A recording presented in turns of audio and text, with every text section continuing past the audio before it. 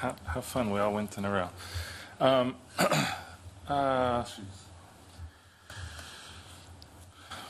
so I'd like to start by saying that so often the initial brushstrokes of these type of conversations are colored by, as one of the speakers mentioned, very emotional rhetoric, and that sort of public dialogue really is the beginning of how these conversations start. I'm really, really pleased to serve on a council of folks who are so diligent to be able to intake that, process that as real emotion by humans on both sort of polarized sides, and also dig deep into the policy. And so, just I'm sincerely grateful to the council for this discussion this evening.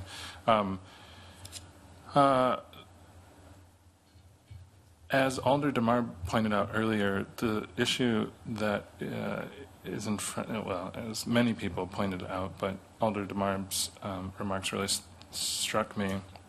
This issue obviously has already been before us.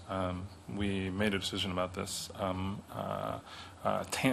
with the tantalizing COPS grant in front of us, right? And that really colored the way that we originally processed this. The decision was made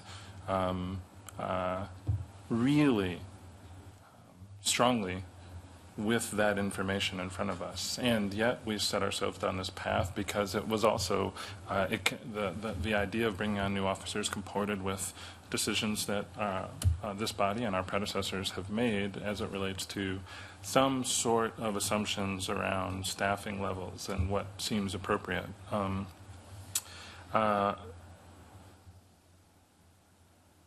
So much of our conversation has been informed by, or has involved sort of sprinklings of references to this OIR report, which is deep reading, and most of us have probably spent hours and hours with it already. It's worth acknowledging that at this stage it's still in front of the ad hoc committee. We still need for them to provide us with any additional recommendations. We still need to be able to instruct or allow time for our police department to process that as it relates to a strategic plan. And so for a lot of this discussion about 8 officers, we have sort of a new body of work that is beginning to inform the way we're thinking about this. But in some ways, the difficult nature of this discussion is made extra difficult because we are one step closer to having a new strategic plan for the police department and potentially significant new policies around, as Alder Kimball pointed out, operational and accountability and transparency related policies and procedures for the department. 8. So Alder Carter pointed out that we're at a crossroads, and I take her point, but I'll use it as an opportunity to pivot. I don't think we're at a crossroads with this particular vote at all. So many of my colleagues have described being conflicted, and I think I actually came into this evening sharing that. But I'm not conflicted about this vote. As I said, the timing on this OAR thing creates new information, maybe a little bit of confusion, but 8 more or 8 less officers doesn't make a black youth more or less scared as they live their life. It doesn't make someone who wants to call MPD for services, it doesn't actually make them more or less safe in that scenario. What we're really making a decision about here is, are we trying to inch slightly closer to the staffing levels that we have made previous assumptions about? And I think we've already made that determination once passed. I don't.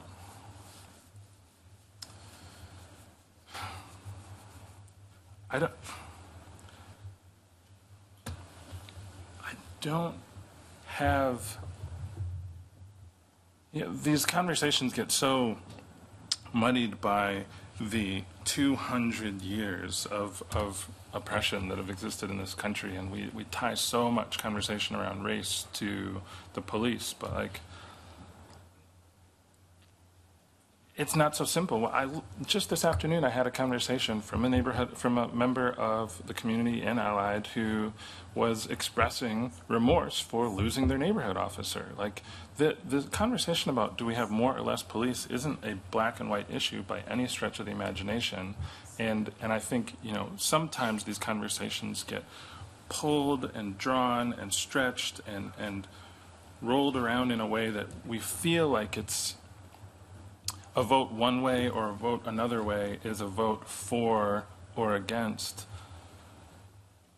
the history of what this country has represented as it relates to race and oppression, or turning a blind eye to that. I refuse to be pulled into thinking about it that way. And also, I recognize that we live in a city that is widely regarded locally, across our state, and across our country as one of the worst places to be black and brown.